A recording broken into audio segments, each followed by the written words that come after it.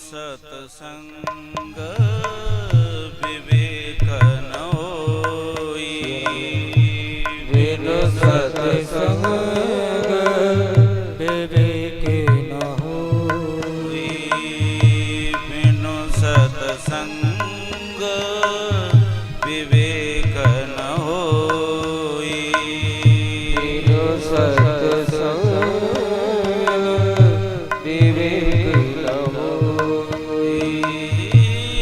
राम कृपा बिन सुलभ न सोई, राम कृपा बिन सुलभ न सोई, राम कृपा बिन सुलभ न सोई, राम कृपा बिन सुलभ न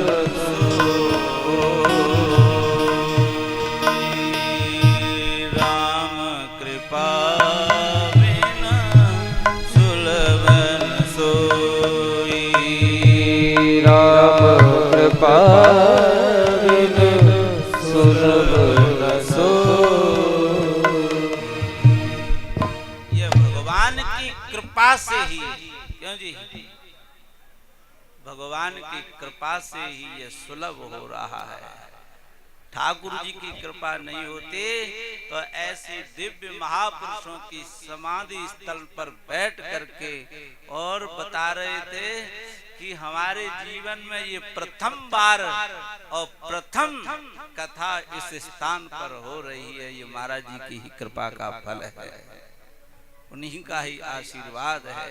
ये हमारा तुम्हारा कोई पुरुषार्थ नहीं है, ये भगवान की गुरुजनों की महापुरुषों का आशीर्वाद है जो ऐसे दिव्य स्थल में बैठ करके हम और आपको कहने सुनने का सत्संग प्राप्त हो रहा है। यही भगवान की कृपा समझनी चाहिए। आइए अपने मन और वाणी को पवित्र करने के लिए, क्यों जी, अपना मन चित्त भगवान के चरणों में समर्पण हो जाए। हमारा मन हमारा चित्त जो इधर उधर जीवन में भटक रहा है, ये भटक ना छोड़ करके और भगवान की और भगवत भक्तों की चरणों की सन्निधि में लग जाए, चरणों में लग जाए। और लगने के लिए एक ही उपाय है, बोले भगवान नाम संकीर्तन। लोगों ने कहा बोले भगवान नाम संकीर्तन क्यों कराते हैं? पंडित जी जब बोलो संकीर्तन करो संकीर्तन करो संकीर्तन करो, संकीर्तन ही क्यों कराते रहते हैं? भैया संकीर्तन नहीं होगा तो लाभ नहीं हो सकता है।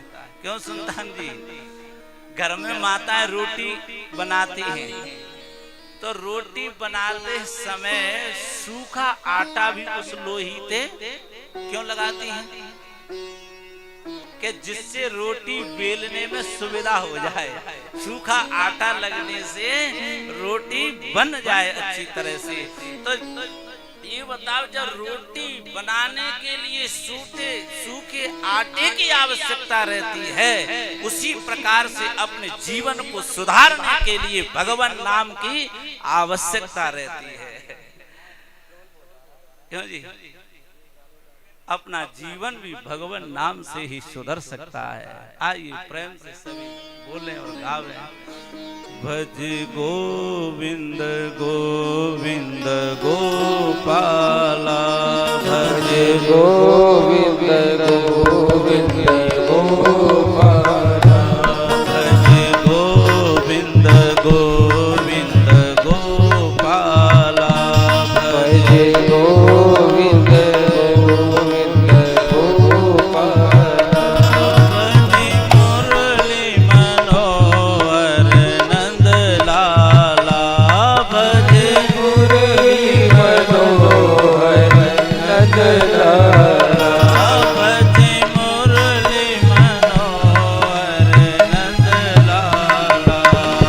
जो मुरली मनोहर नंदलाला, गोविंद गोविंद गोपाला, जो गोविंद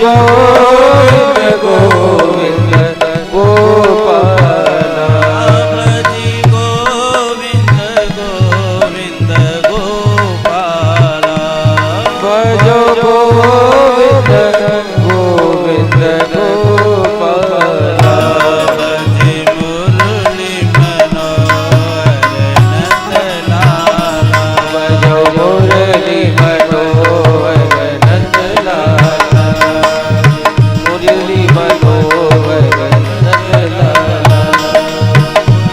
भजो गोविंद गोविंद गोपाला भजो गोविंद गोविंद गोपाला भजो मुरली मनोहर नंदलाला भजो मुरली मनोहर नंदलाला भजो मुरली मनोहर नंदलाला भजो गोविंद गोविंद गोपाला गोविंद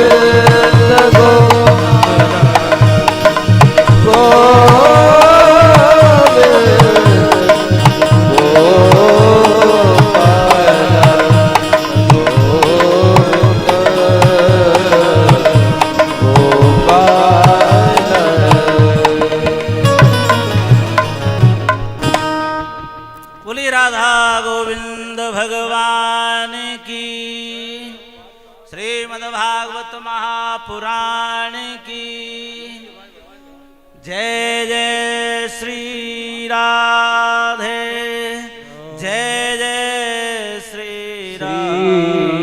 राधे परम मंगलमय परात्पर अकारण करुणा वरुणालय भक्त वांछा कल्पतरु तड़तिक पीतांबरधारी श्री बाल कृष्ण लाल की बाम्बई प्रतिमूर्ति श्रीमद् भागवत महापुराण प्रभु प्यारे प्रेमियों,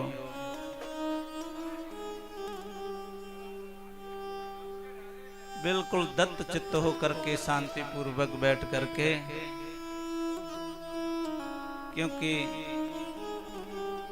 कथा तो बहुत सुनने को मिलेंगी और सुनेंगे जीवन में, लेकिन ऐसा स्थान ऐसी तपोभूमि में बैठ करके कथा सुनना कहना ये शायद तो बड़ी मुश्किल की बात होगी। इसलिए बिल्कुल ध्यान पूर्वक भगवान की कथा श्रवण करें।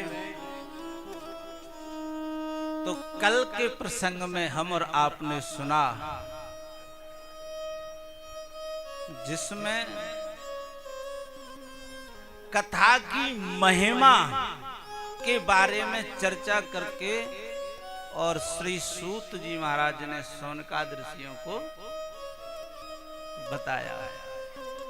ऐसी अद्भुत महिमा कि साधारण प्राणी की कौन कहे सुने। जो भक्ति थी, जिनके बेटे ज्ञान वैराग्य जो अचेतन अवस्था में पड़े हुए थे, आत्मदेव जी का पुत्र श्री धुंधकारी जैसा महापापी, लेकिन जिसने कथा का आश्रय लिया और कथा का आश्रय लेकर के दोनों की कामना पूर्ण हो गई। ये किसकी कृपा से? भगवान की कथा से। क्योंकि कथा दो शब्द में है। क्यों सुनते? कथा और कथा का ये दोनों शब्दों को उल्टा कर दीजिए तो क्या बनेगा? कथा का मतलब बनेगा थका, यानी सुनकर के जीवन की थकान मिट जाए, उसी का नाम है भगवान की कथा। तो ऐसी कथा का आश्रय भैया संसार की कौन कहे सुने। जब कष्ट देवताओं के ऊपर आता है तो वो भी सत्संग का सहारा ले लेते हैं। जब हनुमान जी गए ना लंका में, तो माँ सीता जी अशोक वाटिका के नीचे बैठ करके दुखित हो रही हैं और राक्षसियों से कह रही हैं ये दुख और ये बड़ा हमको प्राप्त हो रहा है। अरे अशोक, तेरा नाम अशोक है, शोक को समाप्त करने वाला है, लेकिन मेरा शोक समाप्त क्यों नहीं हो रहा है। हनुमान जी आ चुके हैं, वृक्ष पर बैठे हैं और हनुमान जी ने जैसे ही आहा भगवत चर्चा कहना प्रारंभ किया, सीता जी नीचे बैठी हुई हैं, क्योंकि रामचंद्र गुण बरनय लागा। रामचंद्र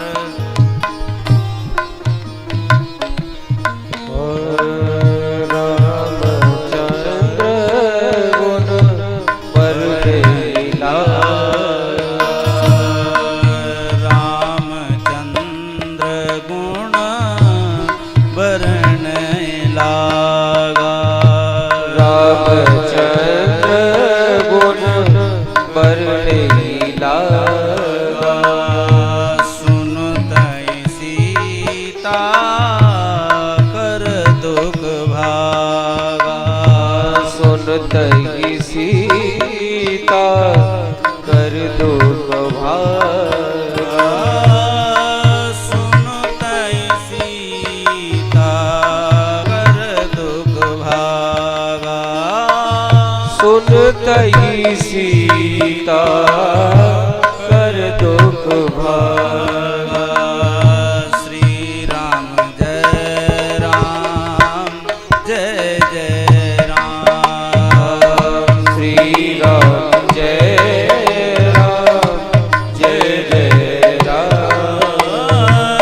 श्री राम जय राम जय जय राम। श्री राम जय राम जय जय राम। श्री राम जय राम जय जय राम। श्री राम जय राम जय जय राम। श्री राम जय राम जय जय राम। रामचंद्र गुण बरनय लागा। सुनतई सीता कर दुख भागा। ये ऐसी अद्भुत महिमा है कि जब भगवती पराम्बा जगदम्बा अथवा श्री माँ जानकी जी के भी जीवन के जो कष्ट थे, दुख थे, वो भगवत चर्चा सुनकर के समाप्त हो सकते हैं, तो क्या हमारे तुम्हारे नहीं होंगे? अवश्य होंगे, लेकिन सच्ची प्रीति प्रेम और अनुराग होना चाहिए। और के बाद भागवत जी की नियमों के बारे में बताया है, और नियमों को बताने के बाद भागवत जी के जो प्रथम स्कंद हैं और प्रथम अध्याय है, उस प्रथम अध्याय में श्री भगवान की स्तुति और प्रार्थना की गई है। और 88,000 ऋषि नैमिषारण्य क्षेत्र में विराजमान है। ऋषियों ने प्रश्न किया सूत जी महाराज के चरणों में निवेदन करके,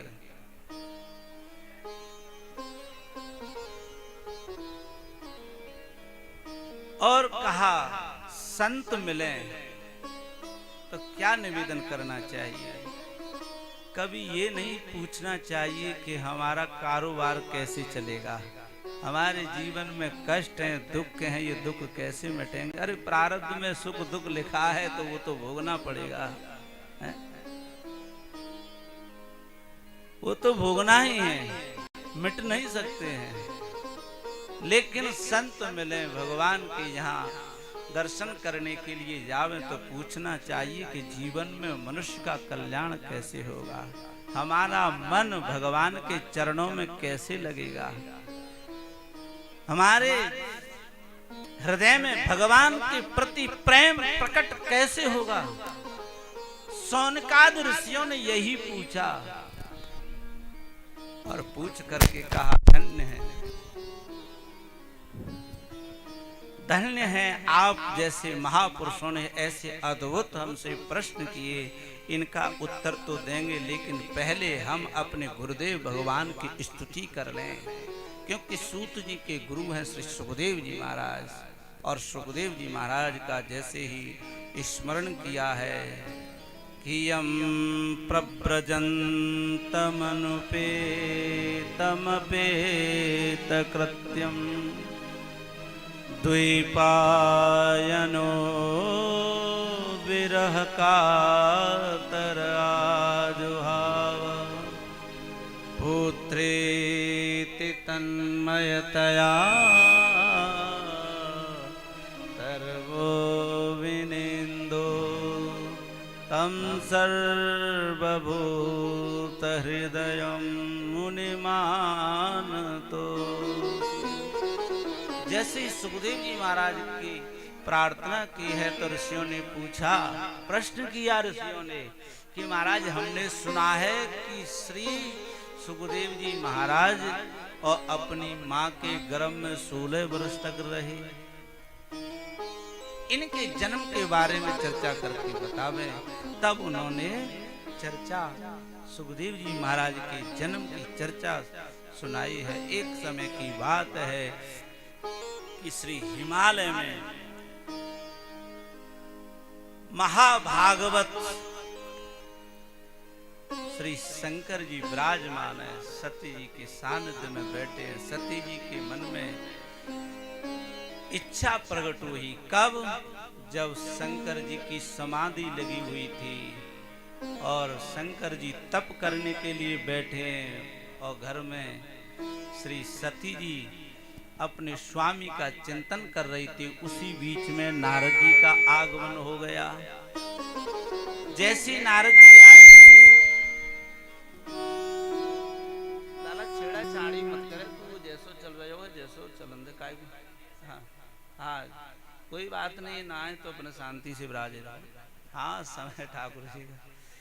तो सती जी ने बड़ा दिव्य स्वागत पूजन अर्चन, धन्य है हमारे घर महात्मा पधारे, अर्चन किया, पूजन किया और कहा कि वे हे नारद जी आपका आगमन कैसे हुआ? अरे बोले हम आए थे आपसे मिलने के लिए, दर्शन की बड़ी आशा अभिलाषा थी, लेकिन क्या करें? नारद जी बोले क्या करें, संसार में बड़ा स्वार्थ का प्रेम रह गया है, क्योंकि हर जगह स्वार्थ दिखाई दे रहा है। क्योंकि सुर नर मुनि सब की यह रीति, सुर नर मुनि सब की यह रीति, सुर नर मुनि सब की यह रीति, सुर नर मुनि सब की यह स्वार्थ लागे करे सब प्रीति, स्वार्थ लागे करे सब प्रीति, सुर नर मुनि सब की यह रीति, सुर नर मुनि सब की यह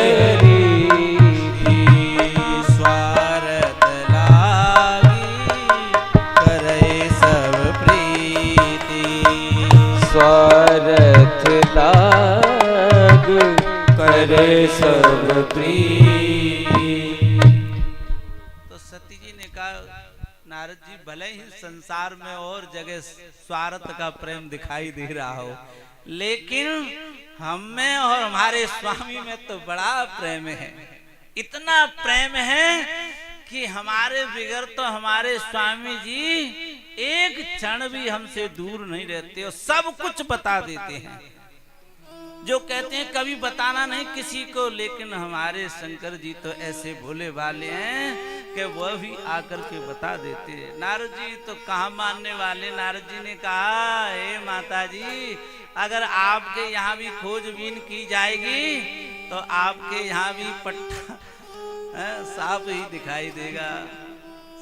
अरे नहीं नहीं, अरे वो तो गुरु मंत्र जो होता है, जो गुरु जी कहते हैं गोपनीयम गोपनीयम, इसको छिपा करके रखना, लेकिन हमारे स्वामी उस मंत्र को भी बता देते हैं। अच्छा, इतना प्रेम, तो अभी हम खोज करते कितना प्रेम है, आप तुम कितने पानी में हो। तो नारद जी ने कहा, माता जी एक बात बताओ, जो आपके गले में जो मुंडों की माला है ना, ये किसकी, जो शंकर जी के गले में जो मुंडों की माला है वो किसकी है? आपको तो सब कुछ बताया होगा, सब कुछ उसकी जानकारी होगी। जैसे ही वो गले के बारे में, मुंडों की माला के बारे में जैसे ही सती जी से पूछा, सती जी ने कहा कि ये तो आज तक नहीं बताया। तो बताओ फिर प्रेम क्या करते हैं आपसे?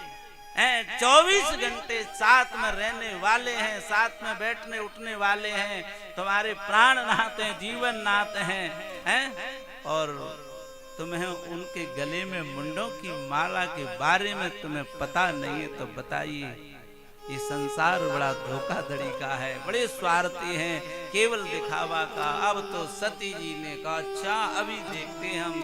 इतना कहते नारद जी तो चले गए। सती जी क्रोध में आग बबूला हो गई कि अभी आने दो, अभी हम खबर लेते हैं। अब शंकर जी समाधि करके और तप करने के बाद खड़े होकर के आए। और दिन तो महाराज सती जी गेट पर जल का लोटा लेकर के स्वागत में खड़ी रहती, लेकिन आज द्वार पर सती जी नहीं है।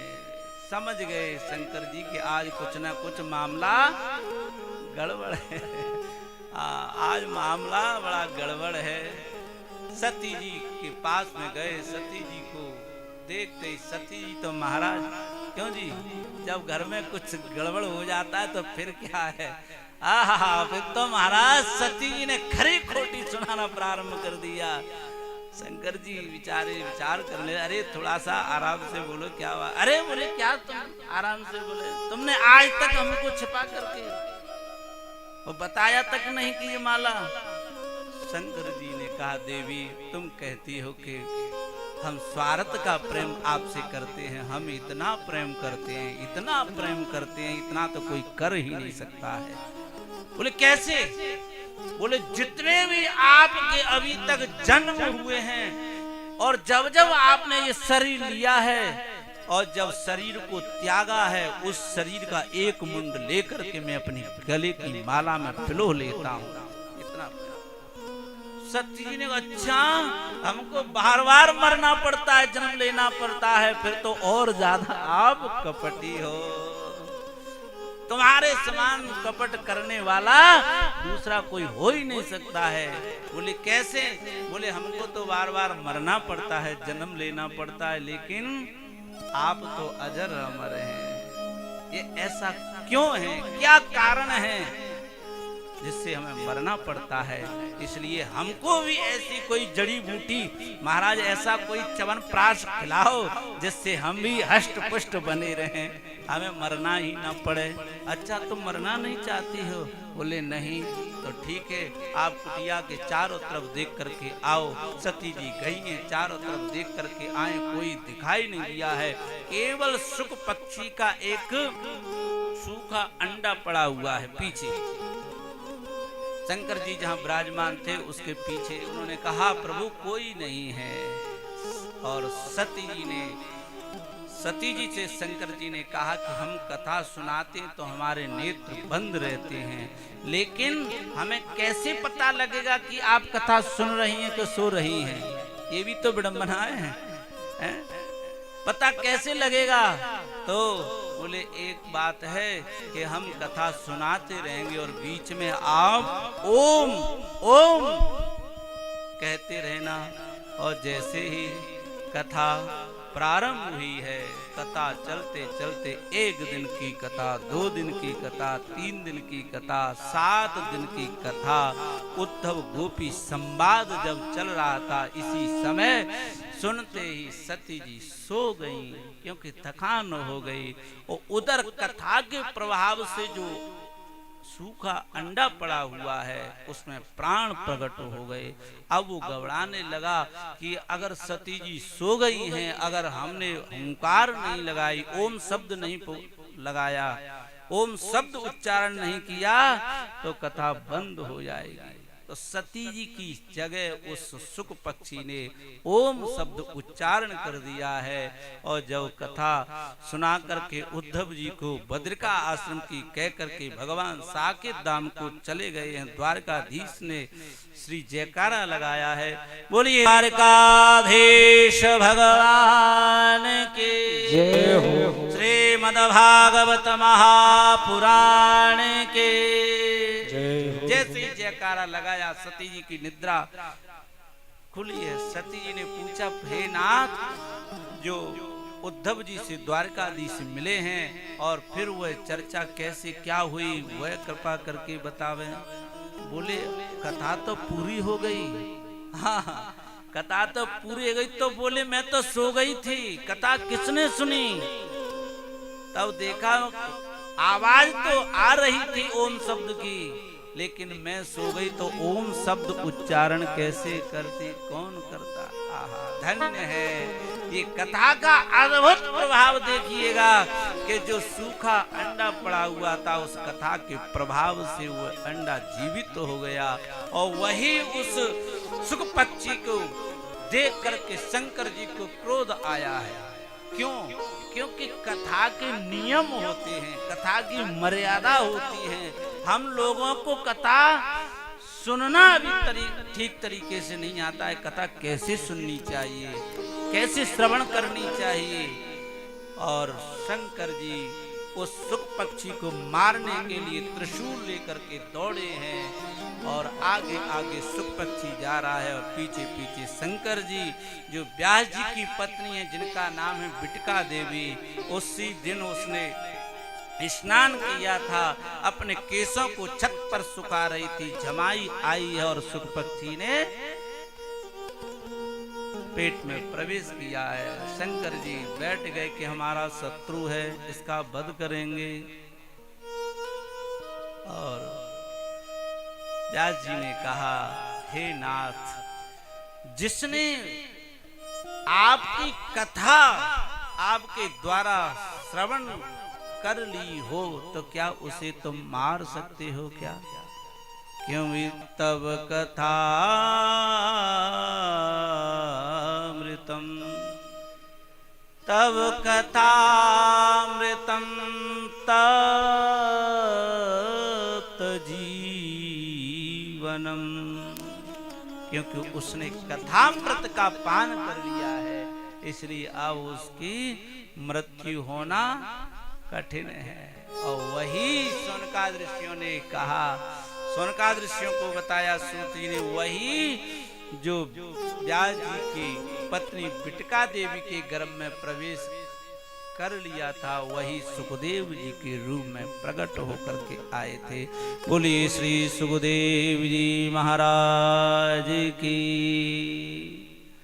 तो और जन्म होते ही वह जंगल में जा रहे थे।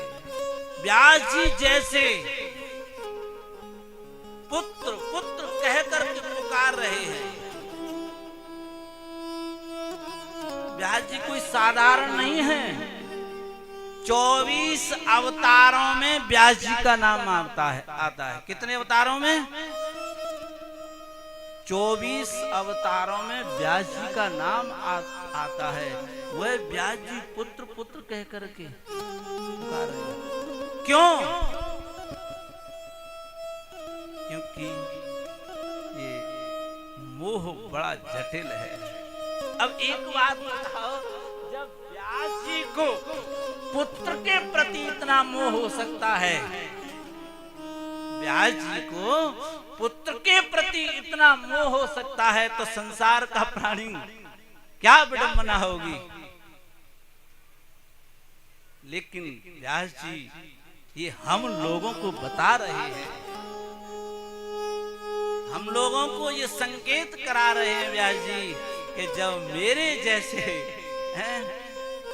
मन में पुत्र के प्रति इतना मोह हुआ है तो संसार की क्या विडंबना होती। इसलिए संसार के प्राणियों आप सजग और सावधानी से संसार का निर्वाह करें। एक सरोवर है, सरोवर में स्नान कर रही थी अप्सराएं, निकल करके आई। व्यास जी ने कहा देवी मेरा जवान बेटा इस मार्ग से निकल गया, तब आपने वस्त्रों को धारण नहीं किया और मुझ जैसे वयोवृद्ध को देख करके तब उन अप्सराओं ने कितना ज्ञान अद्भुत दिया व्यास जी को। ज्ञान के लिए कोई किसी उच्च वर्ण की आवश्यकता नहीं, कब कौन किसका ज्ञान किसको लग जाए। उन अप्सराओं ने कहा व्यास जी तुम्हारे मन में बड़ा अभिमान है कि मैं प्राणों का रचयिता हूँ, पर लेकिन तुम्हें अपने पुत्र के बारे में जानकारी नहीं कि तुम्हारा पुत्र कौन है। अरे तुम्हारे जीवन में ये भेद है कि ये पुरुष है, ये स्त्री है, ये पशु है, ये पक्षी है, इसका ज्ञान है। लेकिन तुम्हारा पुत्र ऐसा अद्भुत है जिसके हृदय में सिवाय परमात्मा के अलावा और कोई ज्ञान ही नहीं है। क्योंकि सिया राम मय सब जग जानी, सिया राम में सब जग जानी, सिया राम माया सब जग जानी, सिया राम में सब जग जानी। करऊं प्रणाम जोर जुग पानी, करऊं प्रणाम जोर जुग पानी। सिया राम माया सब जग जानी, सिया राम में सब जग जानी, सिया राम माया सब जग जानी, सिया राम में सब जग जानी। करऊं प्रणाम जोरी जोग पानी, करहु प्रणाम जोर जोग पानी, करऊं प्रणाम जोरी जोग पानी, करहु प्रणाम जोर जोग पानी। ऐसे अद्भुत है, सब भगवान मय दिखाई देता है श्री सुखदेव जी महाराज को। हे व्यास जी अब तो व्यास जी बड़े मन में अत्यंत दुखी हो रहे हैं। दुखी होकर के घर का परित्याग करके और सरस्वती नदी के तट पर बैठ गए। एक कुशा की पर्णकुटी बना करके दिव्य साधना करने लगे। दुखी हो रहे हैं, जीवन में बड़ा असंतोष आ रहा है व्यास जी को। क्यों जी? व्यास जी के जीवन में असंतोष होना कितनी बड़ी कठिन बात है? लेकिन बड़े दुखी हो रहे हैं उसी समय, क्योंकि महापुरुष जब चिंतित होते हैं तो कोई न कोई घटना घटती है। उसी समय जो भगवान के मन ही श्री नारद हैं, नारद जी का आगमन हुआ।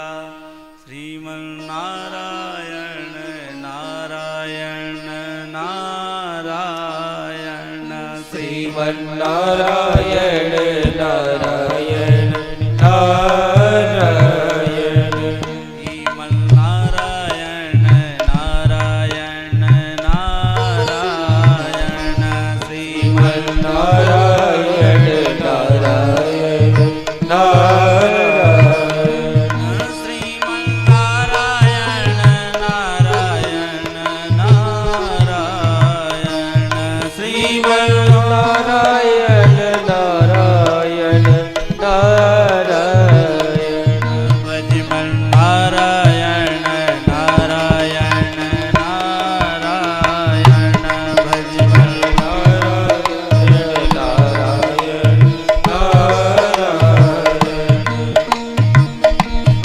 श्रीमन्नारायण नारायण नारायण नारायण नारायण नारायण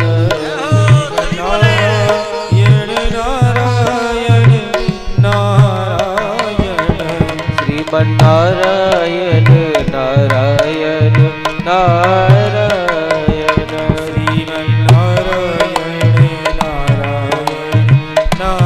नारायण श्रीमन्नारायण नारायण नारायण श्रीमन्नारायण नारायण नारायण बद्री नारायण नारायण नारायण श्रीमन्नारायण नारायण नारायण श्रीमन्नारायण नारायण नारायण श्रीमन्नारायण नारायण नारायण श्रीमन्नारायण नारायण नारायण श्रीमन्नारायण नारायण नारायण श्रीमन्नारायण नारायण नारायण श्रीमन्नारायण नारायण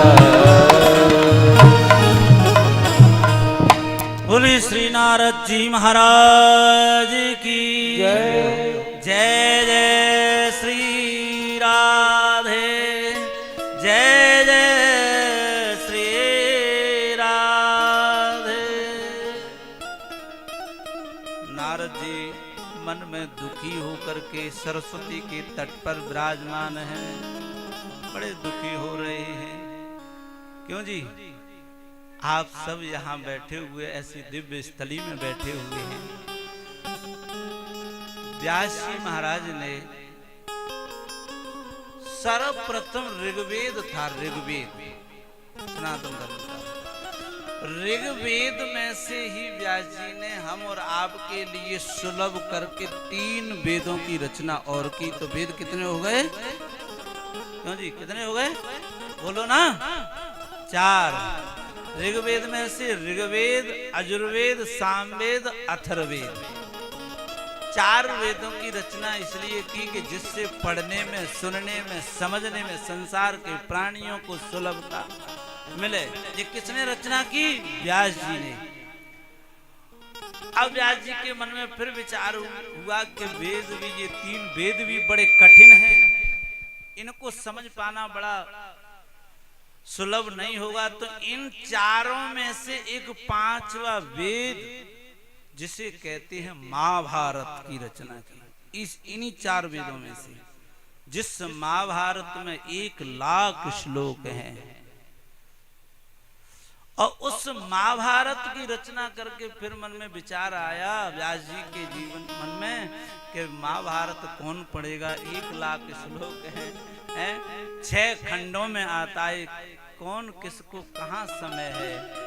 तो उस महाभारत में से ही रचना करके फिर 17 पुराण उनकी रचना की।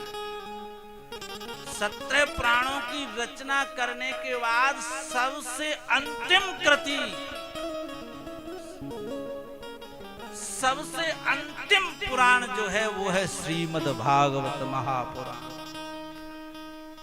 अब एक विचार करो, हम सोचे, एक विचार करें कि इतने पुराणों की, 3 वेदों की रचना करने वाले, महाभारत जैसे अद्भुत ग्रंथ की रचना करने वाले, और उनके जीवन में दुख और असंतोष का अनुभव हो रहा है, तो बताइए संसार की क्या स्थिति होगी। अच्छा क्यों जी, सबसे अंतिम पुराण श्रीमद् भागवत है, सबसे लास्ट में उसकी रचना की व्यास जी नारद जी के द्वारा। लेकिन एक बात बताओ कि अभी पुराण की भागवत जी की रचना नहीं हुई, लेकिन ये बताओ कि जो पद्म पुराण, स्कंद पुराण में भागवत जी की महिमा कहां से प्रकट हो गई, यह प्रश्न है कि नहीं। अभी व्यास जी ने भागवत जी की रचना नहीं की है, लेकिन भागवत में महात्मा का आपने कथा सुनी होगी, धुंधकारी की भक्ति की कथा है, जो पद्म पुराण में से है, लेकिन पद्म पुराण में भागवत जी की महिमा आई तो आई कहां से, क्योंकि भैया ये ऐसा अद्भुत है कि देवी मोहवश सोचिय बाधी, विधि प्रपंच अस अचल अनाधि। देवी मोहवश सोचिय बाधी, विधि प्रपंच अस अचल अनादि। ये सनातन है, ये कभी समाप्त नहीं होती है, क्योंकि इसका नाम ही है सनातन, पुरातन, जो पुराणों से, पूर्वजों से चली आ रही है। जब जब समय आता है युग युगांतर में, कल्पांतर में, तब व्यास जी प्रकट होते हैं, फिर दोबारा रचना करते हैं। आज उसी कारण व्यास जी दुखी हो रहे हैं। नारद जी को सब कुछ सुनाया, और सुना करके नारद जी ने कहा, व्यास जी भले ही आप प्राणों की रचना करने वाले हो, लेकिन किसी संत का आश्रय ले। जब तक आप संत का आश्रय नहीं लोगे, तब तक आपके जीवन से असंतोष जा नहीं सकता है। देखिए, जीवन में 4 नियमों का पालन अवश्य करना चाहिए। क्यों संतान जी? क्योंकि आप ही सामने बैठे हैं। तो 4 नियमों का ये महापुरुष बता रहे हैं। 4 नियम कौन कौन से? संत, ग्रंथ और पंथ। संत, ग्रंथ, पंथ और इष्ट। इष्ट हो गए 4। इनको तो बिल्कुल जकड़ करके पकड़ना चाहिए। जैसे पतिव्रता नारी जो होती है ना, वह पति के समर्पण ही रहती है, क्योंकि एक ही धर्म एक व्रत नेमा, एक ही धर्म एक व्रत नेमा, एक ही धर्म एक व्रत नेमा, एक ही धर्म एक व्रत नेमा, काय वचन मन पति पद प्रेमा, काय वचन मम पति पद प्रेमा, एक ही धर्म एक व्रत नेमा, एक ही धर्म एक व्रत नेमा, काय वचन मन पति पद प्रेमा, काय वचन पति पद प्रेम। जब एक पतिव्रता नारी पति के समर्पण हो जाती है तो क्या उसे खाने के लिए व्यवस्था नहीं करते हो संतान जी, बताइएगा? कपड़े लत्ते की व्यवस्था नहीं करते हो? हैं? सब प्रकार से सब विधियों से उसकी सुरक्षा करते हो, देखभाल करते हो। तो जब एक लौकिक स्त्री पति के समर्पण हो जाने के बाद और एक लौकिक पति उस पत्नी की सारी व्यवस्था करता है तो हमारे जगत पति हैं। जब जीव जगत पति की शरण में पहुंच जाएगा तो क्या हमें भूखा नंगा कपड़े वस्त्र नहीं देगा? लेकिन सच्चे हृदय से प्रीति प्रेम हो जाए। इसलिए हे नारद जी, जीवन में 4 नियमों का ग्रंथ अगर आपने निश्चय कर लिया, चाहे वो हनुमान चालीसा ही क्यों ना हो, अगर सोच लिया कि आज के बाद कथा सुन करके और हमने श्री बाबा के सामने ये संकल्प ले लिया, भोजन जब करेंगे तब हम हनुमान चालीसा का पाठ कर लेंगे, तो एक ना एक दिन हनुमान जी की कृपा से ही आपको सब कुछ प्राप्त हो जाएगा। अरे भैया, आप लोग सब कथा जानते हो, जब तुलसीदास जी एक अपवित्र जल और एक वृक्ष पर चढ़ाते थे लौटते समय सोच क्रिया के बाद में, क्यों जी ये कथा तो जानते होंगे आप लोग, सोच के लिए जाते तो बचा हुआ जल एक वृक्ष पर चढ़ा देते थे, फेंक देते, वो तो फेंक देते थे, लेकिन उस वृक्ष पर बैठा हुआ प्रेत ही प्रसन्न हो गया एक नियम से। तो एक बात बताओ, जो प्रेत है, जो कहते हैं भूत पिशाच निकट नहीं आवे और महावीर जब नाम सुनावे, तो वही प्रेत और हनुमान जी का पता बता रहा है तुलसीदास जी। बताइए, तो नियम चाहे वो हनुमान चालीसा ही क्यों ना हो, उसका आश्रय ले लो, किसी संत के समर्पण हो जाओ और संत के बताए हुए उस मार्ग को छोड़ करके नहीं जाना चाहिए। किसी ने कह दिया कि आप सोमवार के दिन शीतला माता का दर्शन नित्य प्रति करना और आप सोमवार के दिन जाना प्रारंभ कर दो, शीतला माता अवश्य कृपा कर देंगी। और कितने हो गए, कितने हो गए? संत, ग्रंथ और पंत माने रास्ता और इष्ट। आहा, चाहे वो संत हो, चाहे भक्त हो, चाहे हनुमान जी हो, चाहे माँ भगवती शीतला माता हो, और उसको ही अपना सब कुछ मान लो, स्वीकार कर लो, तो बस सारा जीवन सुधर जाएगा। इसलिए कहते हैं ना, वो भजन है ना, संतन के संग लाग रहे। आइए एक भजन का आनंद, संत से जुड़ने से क्या लाभ है।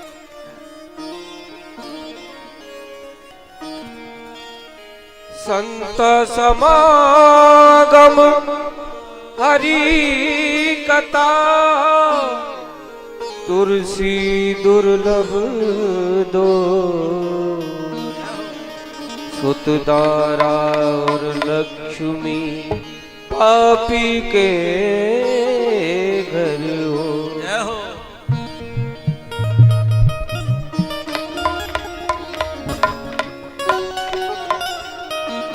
बोलिए संत भगवान की।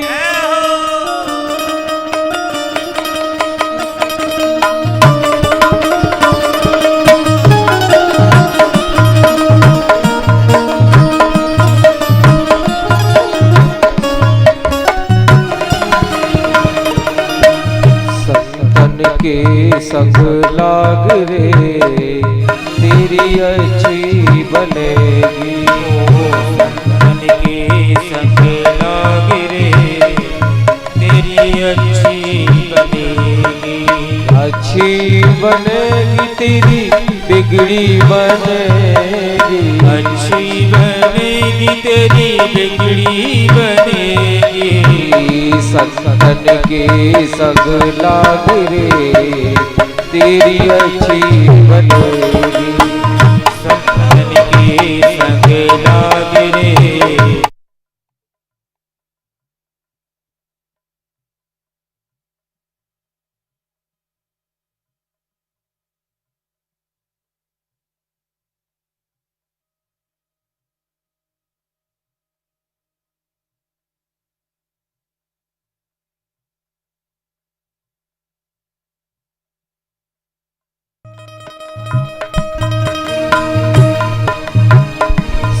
संतन के सगला गिरे तेरी अच्छी बनेगी।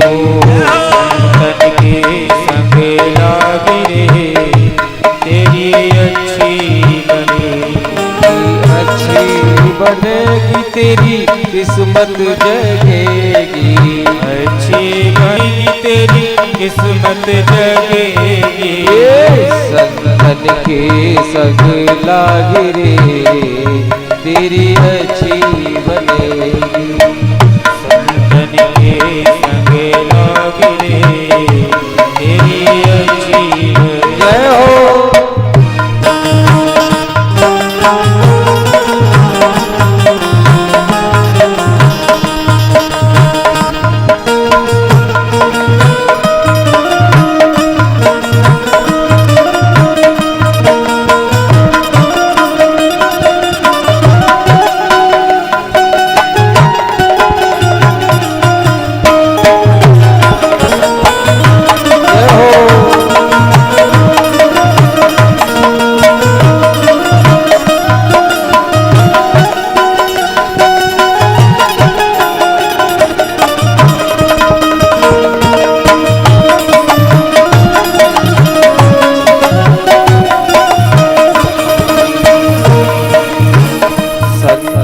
सब करे पुण्य कमाई। संतन संग करी पुण्य कमाई। पुण्य कमाई कर पुण्य कमाई। पुण्य कमाई करी पुण्य कमाई। संतन संग करे पुण्य कमाई। संतन संग करी पुण्य कमाई। कोई तेरो बड़वा गिरे तेरी अच्छी बनेगी। कोई तेरो बड़वा गिरे तेरी अच्छी। जय हो।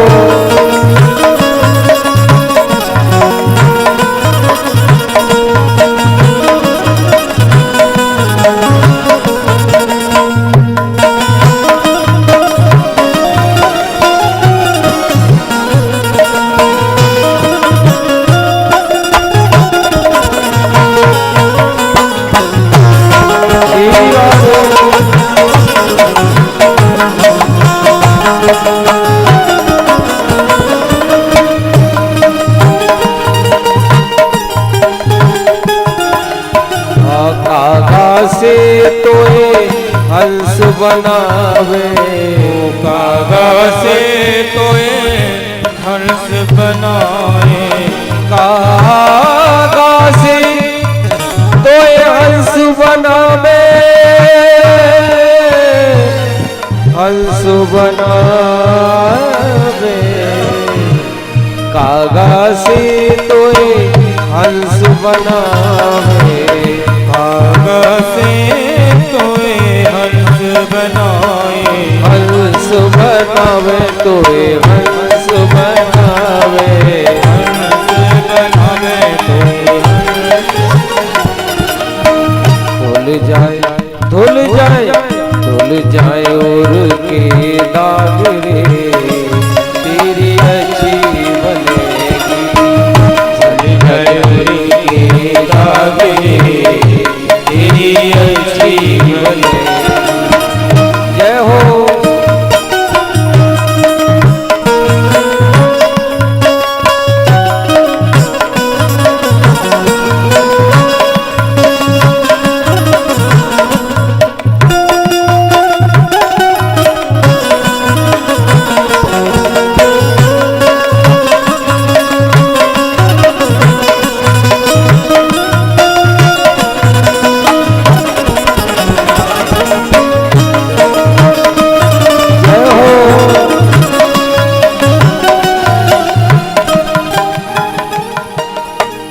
हंसा की गति हंसा जाने।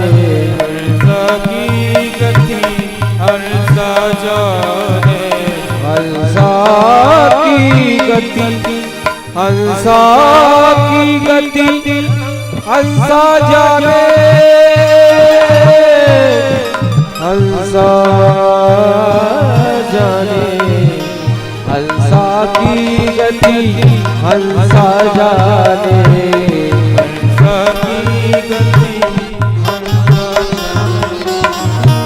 और का जाने करो कागरी हाँ का जाने करो कागरी तेरी अच्छी बनेगी सपना तेरी अच्छी बनेगी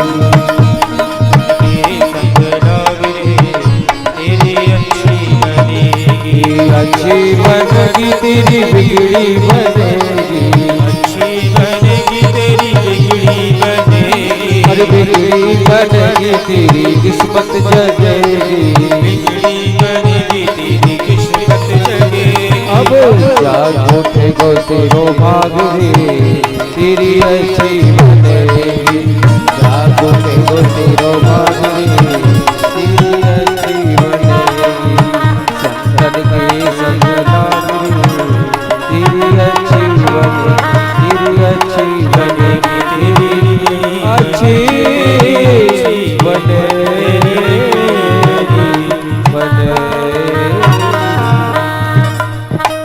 बोलिए श्रीमद्भागवत महापुराण की जय हो।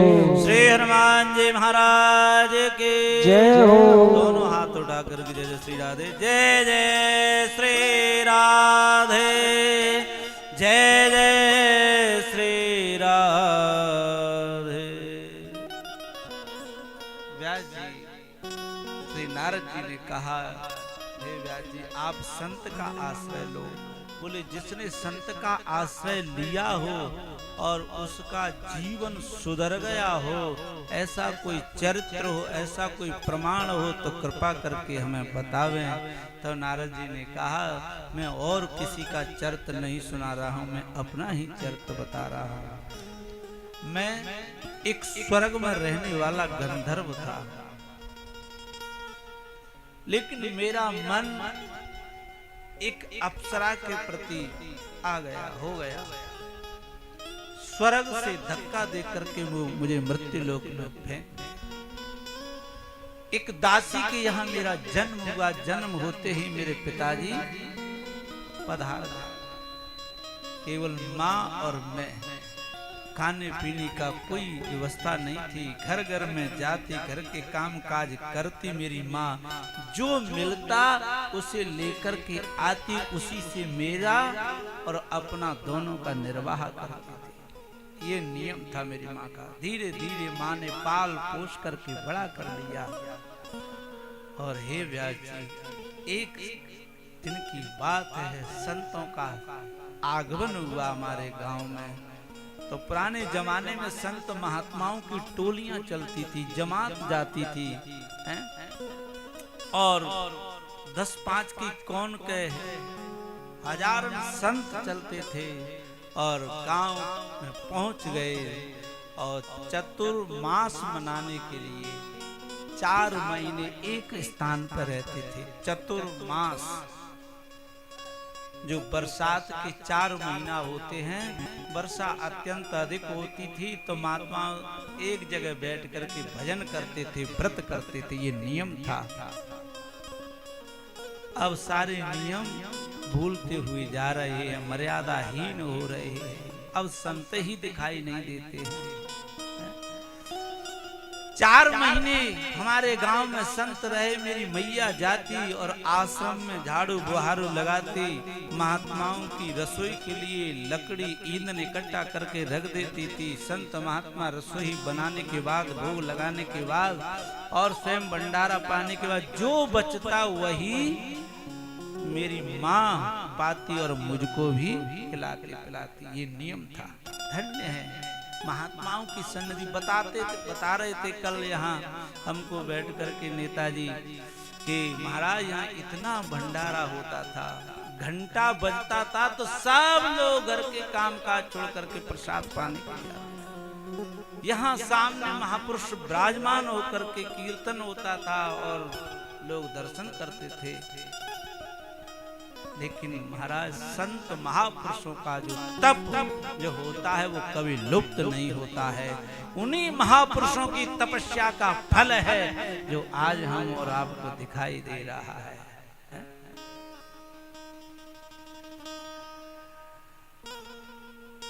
और 4 महीना पूर्ण हुए, महात्मा जाने लगे तो मैं रोने लगा, क्योंकि मेरा मन संतों में अत्यंत अधिक चरणों में जुड़ गया। तो अब मेरे मन में बड़ी व्याकुलता होने लगी कि संत छोड़ करके क्यों जा रहे हैं। संत और जल इन्हें एक जगह नहीं ठहरना चाहिए, ये तो विचरने में ही ठीक रहती है। जल इकट्ठा रहे, एक जगह इकट्ठा हो जाएगा तो दुर्गंध आने लगेगी। संत एक जगह ठहर जाएगा तो दोष दिखाई देने लगेंगे लोगों को। इसलिए संत यात्रा घूमने के बाद ही वो एक स्थान पर बैठता था, लेकिन जाने लगे संत महात्मा तो मेरे मन में बड़ी पीड़ा होने लगी। मैं भी जाने के लिए उद्यत हो गया, लेकिन संतों ने कहा नहीं नहीं, आप अभी भजन करने के योग्य नहीं हो। बोले क्यों? क्योंकि आपके जीवन में अभी कोई बाधा है। बोले क्या बात है? बोले अभी आपकी माँ है, जब तक माँ और पिता अगर हैं तब तक तुम्हें भजन करने का अभी कोई अधिकार नहीं है। घर में रह कर के ही भजन करो, ये शिक्षा होती थी महात्माओं की। और अब घर में जरा सा भी झगड़ा हो जाए, महात्मा के आश्रम में पहुंच जाए तो तुरंत तैयार ही कंठी रहती है गले में बांधने के लिए। लेकिन संतों ने कहा अभी नहीं, अभी आपकी माँ जीवित है, जब तक माँ है तब तक माँ की सेवा करना ही तुम्हारा भजन है। ये कथा हम लोगों को संदेश देती है कि भैया जब तक घर में माता पिता हैं तब तक तुम्हारे भगवान माता पिता हैं।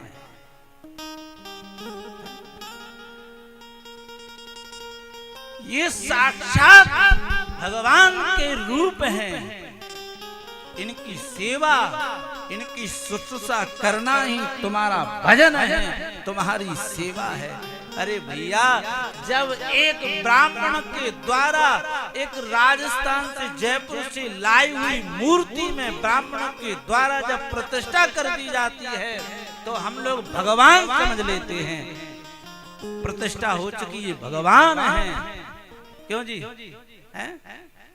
उसे जल में, अन्न में, औषधियों में, फिर महाअभिषेक करने के बाद जब प्रतिष्ठा की जाती है तो हम लोग भगवान मान लेते हैं कि भगवान हो गए। लेकिन ये संसार के प्राणी चलते फिरते भगवान हैं, जिन्होंने तुमको जन्म दिया, जिनकी कृपा से तुम्हें ये मानव शरीर मिला। अगर माता पिता ना होते तो बताइए कहां से तुम्हारा शरीर तुम्हें प्राप्त हो जाता। संतों ने कहा है हे दासी पुत्र, जब तक तुम्हारी माँ है। अब तो बेचारे दासी पुत्र मन में दुखी होने लगे कि ये भजन में बाधा उत्पन्न हो रही है। तब धीरे धीरे समय आया, अब तो महाराज ऐसी व्याकुलता, तो दासी पुत्र भगवान से पुकारने लगा कि महाराज ये संसार की जो बेड़ियां लगी हुई है ये समाप्त हो जाए, केवल ये माँ का जो बंधन है। और एक दिन माँ गौ दुहने के लिए और गौशाला में गई है। एकदा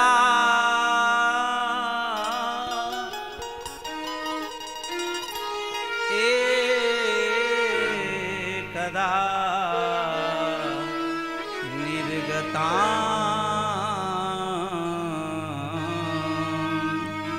क्यों जी? क्या एक ही बार, प्रथम बार ही क्या गौ दोहने के लिए गई है उनकी दासी की, उस दासी पुत्र की माँ? बोले एक बार नहीं, ये एक बार, प्रथम बार ऐसी घटना घटी। कि एकदा निर्गतां गेहा दुहन्तीं निशिगां पथे सर्पो दशत्पदा स्पष्ट कृपणां कालचोदितः। जैसे ही माँ गई और बरसात का समय था और उस घास के नीचे सर्प है, सर्प के ऊपर पैर पड़ा है और जैसे पैर पड़ते ही उस सर्प ने दंशन कर दिया और माँ की मृत्यु हो गई। दासी पुत्र रुदन करने लगा और दुखी होने लगा, लेकिन वह महाराज प्रसन्न भी हो रहा है, दुखी हो रहा है। प्रसन्न इसलिए हो रहा है कि चलो भजन में बाधा थी वो अब समाप्त हो गई, लेकिन दुख इसलिए हो रहा है कि मेरी माँ ने मुझे जन्म दिया, आज वो माँ मुझे छोड़ करके चली गई हैं। उसके संस्कार करने के बाद और दासी पुत्र जा करके और महाराज हिमालय में पहुंच करके इतना अद्भुत तप किया कि आकाशवाणी हुई और आकाशवाणी हुई, लेकिन दर्शन नहीं हुआ। दर्शन क्यों नहीं हुआ? तो क्या कह रही है? अविपक्व कसायाणां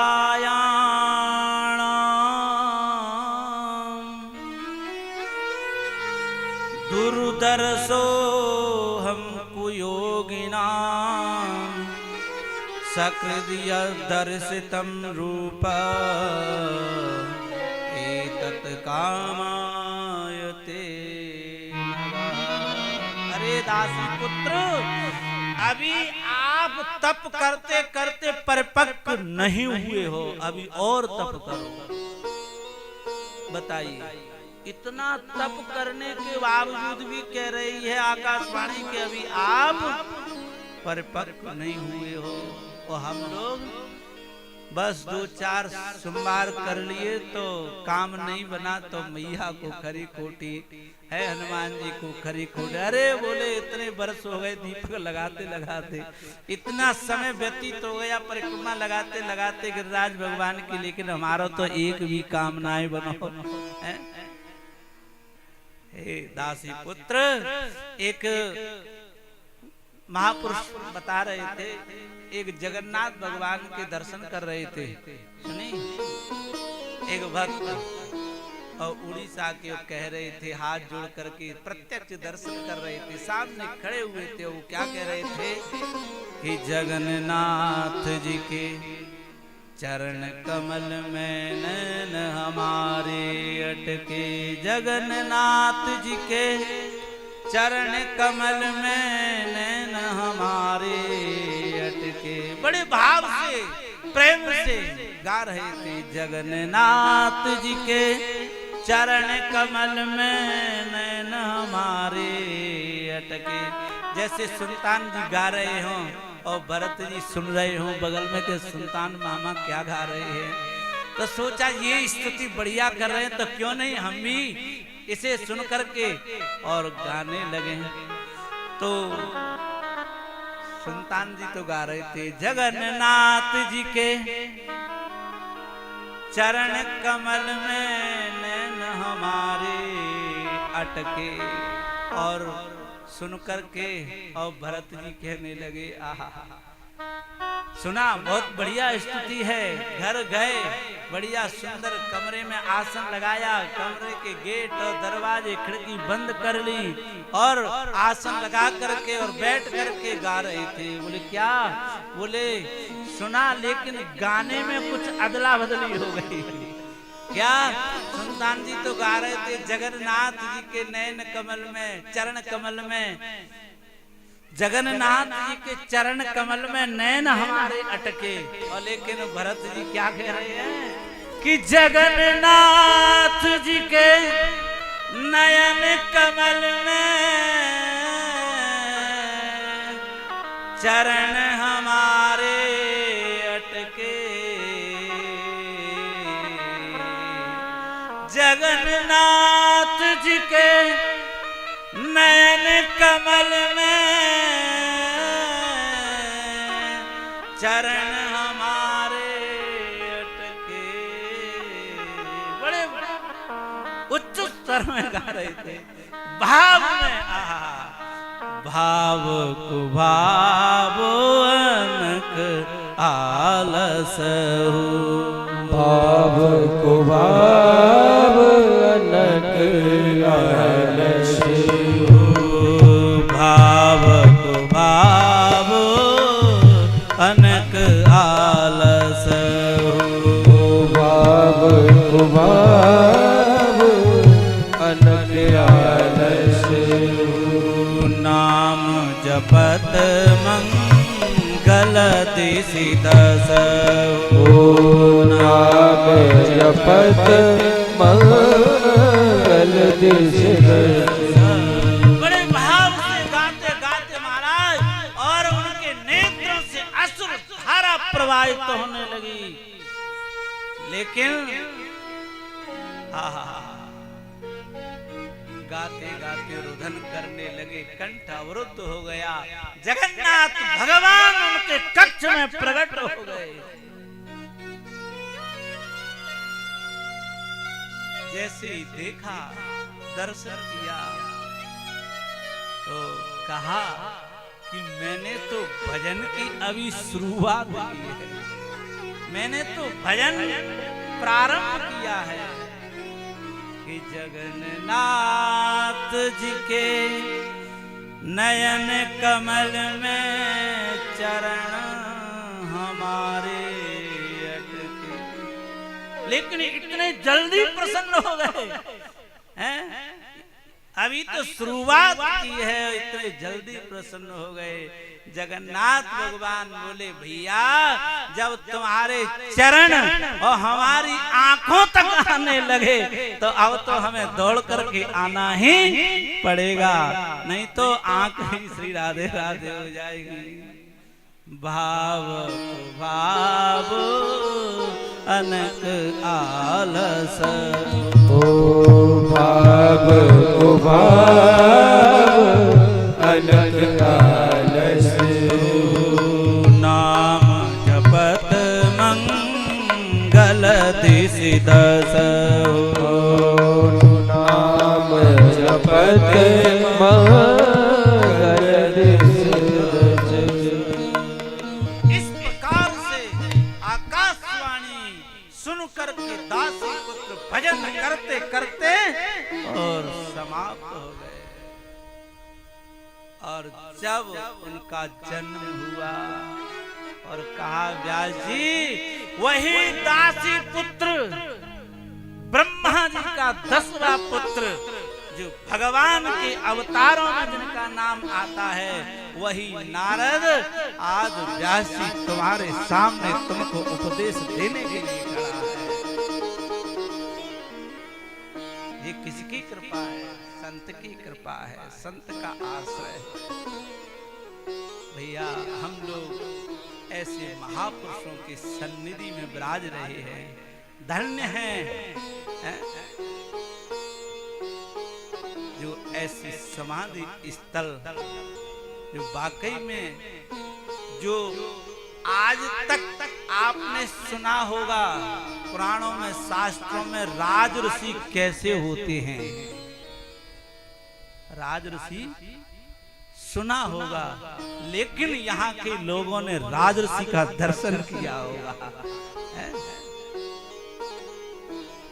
क्योंकि राजाओं जैसे महल यहाँ दिखाई दे रहे हैं, जैसे राजाओं के किले होते हैं, उन महापुरुषों का जो राजऋषि ठाट वाट उस समय रहा होगा, तो कितना अद्भुत आनंद होगा।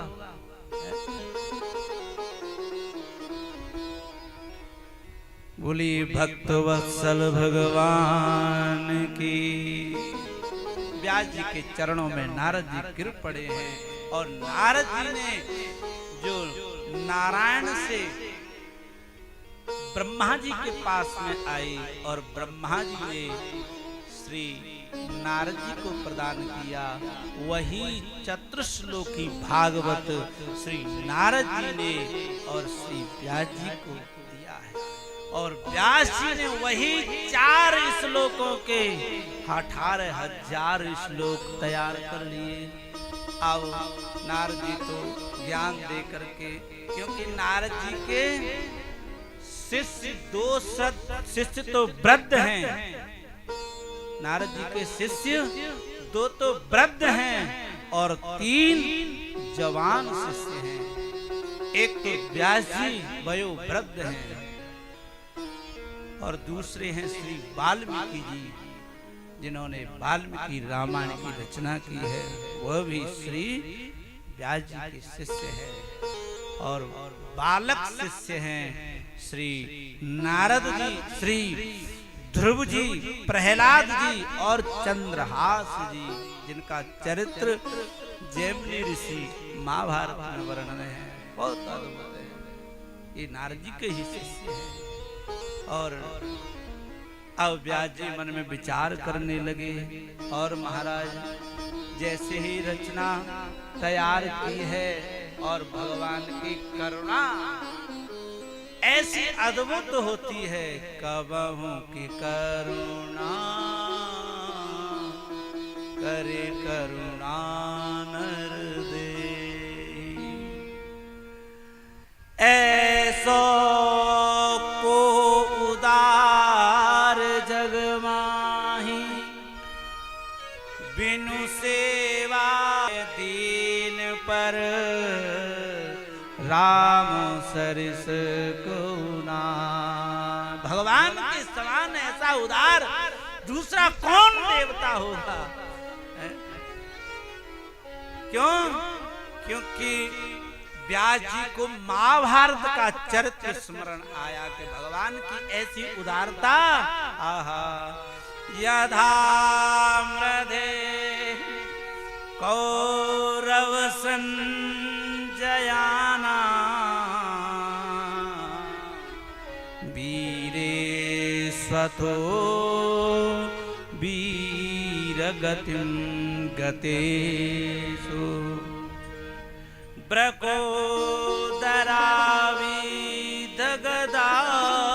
विमर्श, भग्नोरुदण्डे धृतराष्ट्रपुत्रे,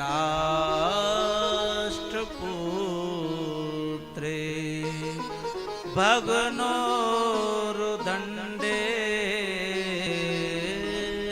धृतराष्ट्रपुत्रे।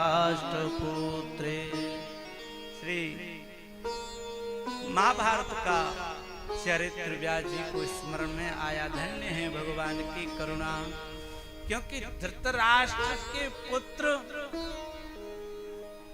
दुर्योधन के सहित 100 पुत्र थे और उनके छोटे भाई पांडु के 5 पुत्र थे, लेकिन असमय में पांडु की मृत्यु हो गई, बड़े भाई को राज मिल गया। लेकिन धन्य पितामह भीष्म, द्रोणाचार्य, कृपाचार्य, विदुर जी बार बार समझा रहे हैं, बुझा रहे हैं, ज्ञान दे रहे हैं कि ये राज पांडवों का है, लेकिन ये धन संपत्ति ऐसी है महाराज, कोई छोड़ना नहीं चाहता है, कोई नहीं छोड़ना चाहता। क्या उपदेश दिया, समझाया, लेकिन छोड़ना नहीं चाहते हैं। लेकिन क्या गति हुई, क्या परिणाम मिला कि आज उस दुर्योधन की सहायता करने के लिए दुर्योधन के पास कोई नहीं है। जब भीम ने अपनी गदा का प्रहार किया जंघा पर, दुर्योधन की जंघा पर, जंघा टूट गई, रक्त निकल रहा है, रणभूमि में पड़ा है। उसके मांस को खाने के लिए सियार कुत्ते दौड़ रहे हैं, पक्षी आकाश में मंडरा रहे हैं, लेकिन सहायता करने के लिए कोई नहीं है। जिनका इतना हरा भरा परिवार था, जिसे अपने भाइयों का बल था, जिसे पितामह जैसे रथी महारथी द्रोणाचार्य जैसे गुरु का बल था, लेकिन आज दुर्योधन के पास उसकी रक्षा करने के लिए कोई नहीं है। उसी बीच में अर्धरात्रि के समय जो गुरु द्रोणाचार्य का पुत्र है या को नाम है अश्वत्थामा। क्यों जी? द्रोणाचार्य जी का पुत्र अश्वत्थामा ही है ना। अश्वत्थामा आया और कहा, मित्र तेरी ये दशा कैसे हो गई? बोले क्या करे महाराज। तो अश्वत्थामा ने यहाँ बहुत खरी खोटी सुनाई और कहा कि मेरी बात अगर तुम आज मानते तो आज तुम्हारी दशा नहीं होती, लेकिन तुमने सेनापति पहले तो पितामह को बनाया, फिर द्रोणाचार्य जी को बनाया, कृपाचार्य जी को बनाया, फिर कर्ण को बनाया, लेकिन मुझे सेनापति अगर बनाते तो ये दशा तुम्हारी नहीं होती। तो दुर्योधन ने कहा कि अभी राजा जीवित है, जब तक राजा जीवित है तब तक सेनापति बनाने का अधिकार है राजा को। और उसी समय रक्त निकल रहा था, उसी रक्त का टीका अश्वत्थामा के माथे पे लगा दिया। और इधर भगवान ने विचार किया, भैया तुमने महाभारत पर युद्ध में विजय प्राप्त कर ली है, और विजय प्राप्त करने के बाद इस स्थान को छोड़ देना चाहिए। और पांडव, क्योंकि पांडवों के प्राणाधार भगवान द्वारकाधीश है, वे ही सब कुछ है। भैया समर्पण हो जाओ, भगवान कहाँ उसकी रक्षा नहीं करेंगे। कोई स्वीकार कर लेवे सच्चे हृदय से। आपने पढ़ा होगा गीता प्रेस से कई धार्मिक पुस्तक निकालने वाले परम श्रद्धेय पूज्यपाद श्री राम सुखदास जी महाराज, वो कहा करते हैं कि भैया सच्चे हृदय से कोई स्वीकार कर लेवे कि भगवान हैं, तो भगवान हाँ कहने में उस जीव को विलंब हो सकता है, लेकिन भगवान को विलंब नहीं होगा। स्वीकार करें। हम लोगों की विडंबना यही है कि हम कथा सत्संग प्रवचन महापुरुषों के दर्शन करते हैं, लेकिन एक भूत में विश्वास हो जाएगा, एक प्रेत में विश्वास हो जाएगा, लेकिन भगवान में विश्वास। और श्री पांडवों को लेकर के दूसरी जगह गए हैं रात्रि में। उस स्थान पर पांचों पांडवों के पुत्र सोए हुए थे और अश्वत्थामा उस शिविर में गया है। अश्वत्थामा स्वयं शंकर जी का ही स्वरूप है, शंकर जी का अवतार है अश्वत्थामा। और पांचों पांडवों के पुत्रों के सिर काट करके दुर्योधन के पास ले गया और कहा, मित्र जो काम पिता में भीष्म नहीं कर पाए, द्रोणाचार्य नहीं कर पाए, कर्ण नहीं कर पाया, उस काम को मैंने तुरंत कर दिया। बोले सब पांचों पांडवों को मार दिया। बोले अच्छा तो भीम का सिर लाओ, मेरे हाथ में दो।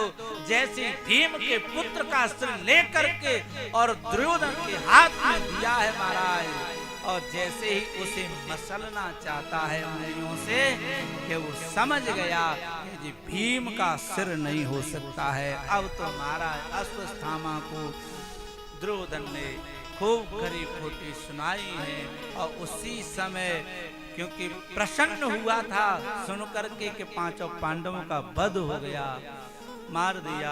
और दुख इसलिए हुआ क्योंकि तूने मेरे कुल में, मेरे परिवार में कोई जल तर्पण देने के लिए कोई बालक को जीवित नहीं छोड़ा, तूने ठीक नहीं किया। यह दुख होते ही और दुर्योधन ने अपने प्राणों का परित्याग कर दिया है। और इधर प्रातः कालीन हुआ है और द्वारकाधीश आए हैं। इधर श्री उत्तरा द्रौपदी ने देखा पांचों पुत्रों के सब पड़े हुए हैं।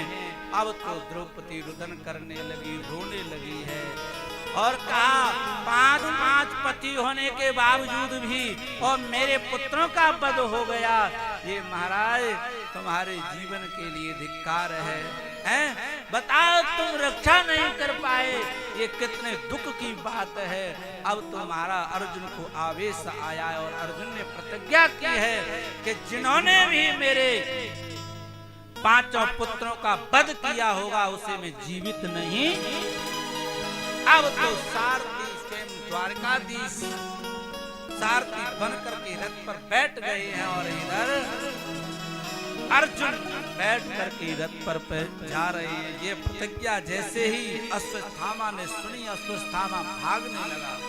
आगे आगे अश्वत्थामा और पीछे पीछे द्वारकाधीश जा रहे हैं और भागते भागते उस अश्वत्थामा को पकड़ लिया है और पकड़ने के बाद घसीट करके लेकर के आए हैं, सामने खड़ा कर दिया और सब कहने लगे अब हम इनका वध करेंगे। भीम ने कहा मैं अपनी गदा से इनका वध करूंगा। कोई कुछ कह रहा है, कोई कुछ कह रहा है, लेकिन धन्य है द्रौपदी। आहा, क्योंकि द्रौपदी कोई साधारण स्त्री नहीं है तो श्री द्वारकाधीश की बहन है। और द्रौपदी ने देखा और देख करके कहा कि मुचिता में सा। जो द्रौपदी अपने पुत्रों के शवों को देख करके रुदन कर रही थी, करुण क्रंदन कर रही थी, माता शिशूना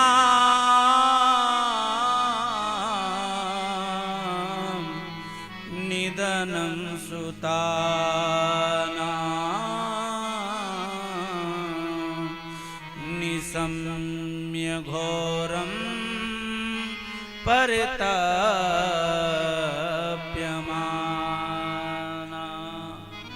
ऐसी रुदन करने वाली द्रौपदी कह रही है मुचिता में सहा। हे प्रभु इन्हें छोड़ दो, क्योंकि बंधन में बंधे हुए जकड़े हुए खड़े हैं और उस द्रौपदी को उस बाल हत्या करने वाले उस अश्वत्थामा में किसका दर्शन कर रही हैं? गुरु का दर्शन कर रही है। ये है दृष्टि की महिमा। जिन्होंने द्रौपदी के 5 पुत्रों का वध कर दिया और वह वध करने वाले के शरीर में द्रोणाचार्य जी का दर्शन कर रही है द्रौपदी। ये है भक्ति की माया भैया। गुण अवगुण प्रभु गिनहीन काऊ। गुण अवगुण प्रभु गिनहीन काऊ। गुण अवगुण प्रभु गिनहीन काऊ। गुण अवगुण प्रभु गिनहीन काऊ। दीन बंधु अति मृदुल स्वभाव। दीन बंधु अति मृदुल स्वभाव। दीन बंधु अति मृदुल स्वभाव। दीन बंधु अति मृदुल स्वभाव। धीरज धर्म मित्र और नारी। धीरज धर्म मित्र और नारी। धीरज धर्म मित्र और नारी। धीरज धर्म मित्र और नारी। आपत काल परखियो झारी। आपत काल परखियो झारी। धीरज धर्म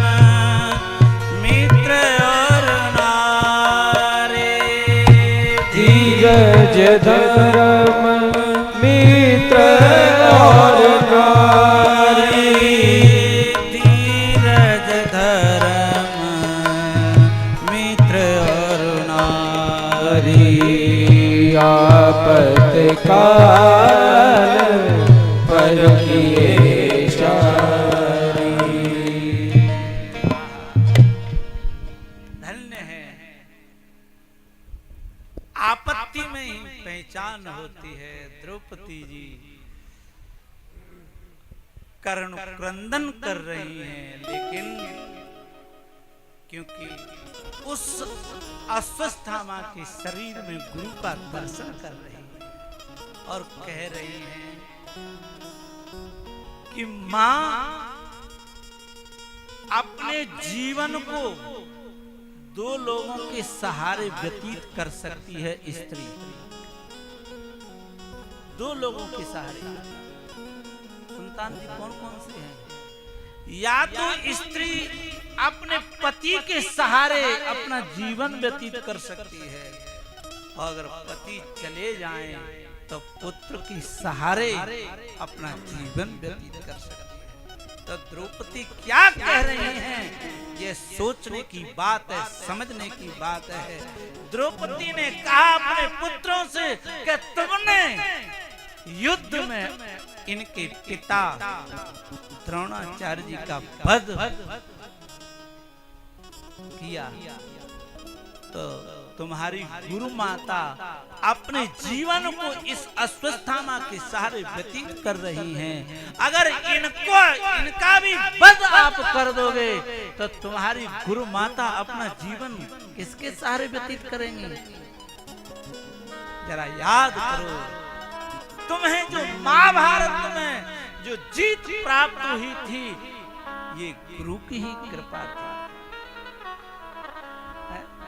क्योंकि गुरु निधि भवनिधि तरहि न कोई, गुरु बिन भवनिधि तरहि न कोई। जो बिरंची शंकर समोई, जो बिरंच शंकर समोई, जो बिरंच शंकर समोई।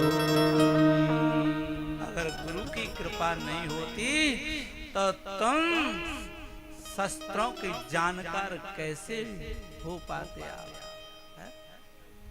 इसलिए इन्हें छोड़ दो। अब तो धर्म संकट में धर्मराज जी से पूछा गया, सबसे पूछ रहे हैं, सब कह रहे हैं भैया ये भल है तो बाल हत्यारा महापापी है, लेकिन आप धर्म पूर्वक और इसे दंड दो जो शास्त्रों में नियम हो। लेकिन धन्य है अर्जुन को तो गीता जैसे अद्भुत ज्ञान देने वाले द्वारकाधीश से अर्जुन की ओर देखा, सबने अलग अलग विचार रखे। अर्जुन समझ गए क्योंकि ब्राह्मणों का अपमान करना ही वध के तुल्य होता है। और अपमान किया, उनके मस्तक पर ब्रह्म तेज की मणि की बाण की नोक से उसे निकाल लिया, धक्का दे करके घर से बाहर कर दिया। अब तो अस्वस्थामा और क्रोध में आ गया कि तुमने हमारा इतना अपमान किया है, अब तो हम तुम्हारे कुल में किसी को जीवित नहीं छोड़ेंगे। देखिए संग का प्रभाव कितना भयंकर होता है, संग का दुष्परिणाम कितना भयंकर होता है। अस्वस्थामा ब्राह्मण है, द्रोणाचार्य जी का पुत्र है, लेकिन कुसंग गलत होने के कारण और उन्हें क्या भोगना पड़ा, और इतना भयंकर घृणित कार्य करने के लिए तैयार हो गया। जो उत्तरा के गर्भ में जो 9 महीने का बालक था, उस बालक का वध कर, अभी हम 2-5 मिनट में ही इस प्रसंग को हो जाए विश्राम देंगे और उसमें खूब आप पानी तरफ जो कुछ भी करना है वो करते रहना, क्योंकि कथा के बीच हम विश्राम देंगे। थोड़ा प्रसंग में ज्यादा बढ़ गया है, इसलिए आप चिंता ना करें। खूब सेवा करना बहुत जरूरी है, गर्मी के सीजन में बढ़िया ठंडाई पिलाना। हाँ, तो ब्रह्मास्त्र का प्रयोग किया है और उत्तरा के गर्भ को नष्ट करने के लिए कितना घृणित कार्य किया। ऐसा नहीं करना चाहिए, लेकिन कुसंग का प्रभाव कहां जाएगा। और इधर द्वारकाधीश रथ तैयार कर रहे हैं द्वारका के लिए जाने के लिए। उत्तरा दौड़ करके आई हैं और उस ब्रह्मास्त्र के तेज को नष्ट करने के लिए और भगवान ने उत्तरा के गर्भ में प्रवेश किया है और ब्रह्मास्त्र की रक्षा की है। और उसी दिन भगवान ने वहां निवास किया है। अब निवास करने दो, ठंडाई भी आ गई है तो ठंडाई भी पान कर लो। 2 मिनट भगवान नाम संकीर्तन प्रेम से। भज गोविंद गोविंद गोपाला, ओ भज गोविंद गोविंद गोपाला, भज गोविंद गोविंद गोपाला, भज गोविंद गोविंद गोपाला, गोविंद गोविंद गोपाला,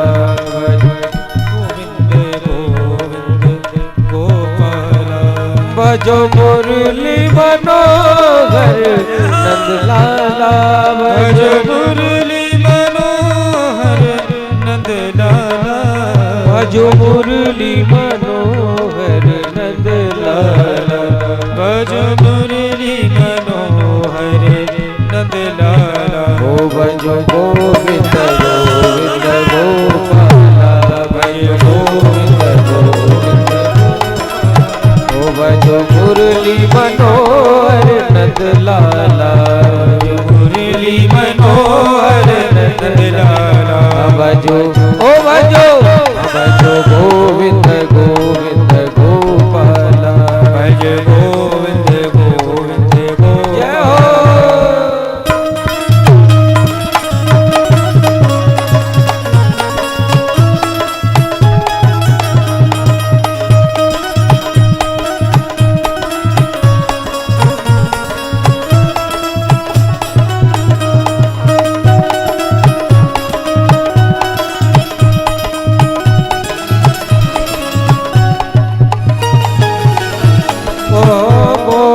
गोविंद गोपाला, भज गोविंद गोविंद गोपाला, भज गोविंद गोविंद गोपाला, भज गोविंद गोविंद गोपाला, भज मुरली मनोहर नंद लाला, भज मुरली मनोहर नंद लाला, भज मुरली मनोहर नंद लाला,